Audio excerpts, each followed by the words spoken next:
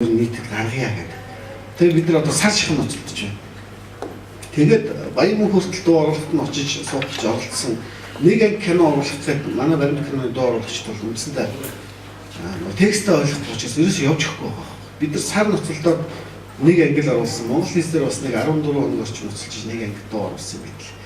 Тэгээд шалтгаан нь юундаа байна вэ гэхээр энэ кинонд юу өгүүлээд байгаа юм бэ гэдэг хүмүүс яг тусгаж авч сураагүй.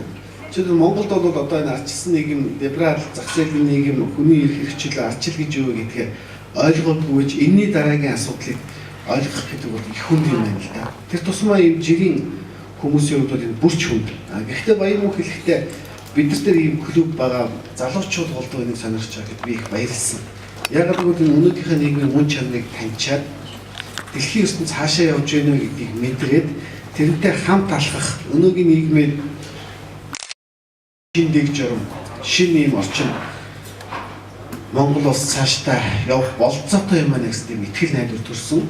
За нөгөө талаар бид нар бас энэ нэвтрүүлгээр энэ дэлхийн нийт бий болоод байгаа энэ системийн талаар болж өгөх хөрөгийг оролдож байгаа. Гэхдээ энийг Монголын улс төрт тогтохгүйгээр ер нь гэж оруулахыг хүсэж байгаа учраас энэ ажил цаашдаа явж байгаа. Тэгэхээр та бүхэн энэ киног үзээд энэ талаар ярилцсанд хүрэлцэн ирж байгаа нь их олзуургүй шүү дээ. Би бол та бүхний хэмжээнд магадгүй танаас доогуур мэдээлэлтэй мэдхтэй байх. Гэхдээ ер нь бол дэлхийн нийт иймэрхүү юмд орчлоо гэдгийг өөрөө Америк нэгдсэн улс гэсэн хүлээн зөвшөөрөд эхэллээ л дээ.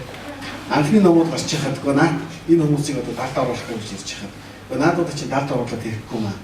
Яг л хүн төрөлхтөн угаасаа наад чинь ойлгохгүй. Манай энэ систем бол дор хаяж 150 жил орчин тогтох болцоотой гэдэг. Ярьж ирсэн бол удахгүй саяхан жишээ бизнес гэдэг хүлээн зөвшөөрсөн. Одоо аюул тулгарч эхэллээ. Ягаад гэвэл ийм асар богино хугацаанд маш энгийн хэлбэрээр надад чи хүмүүс ойлгож байна. Өдөртөө сая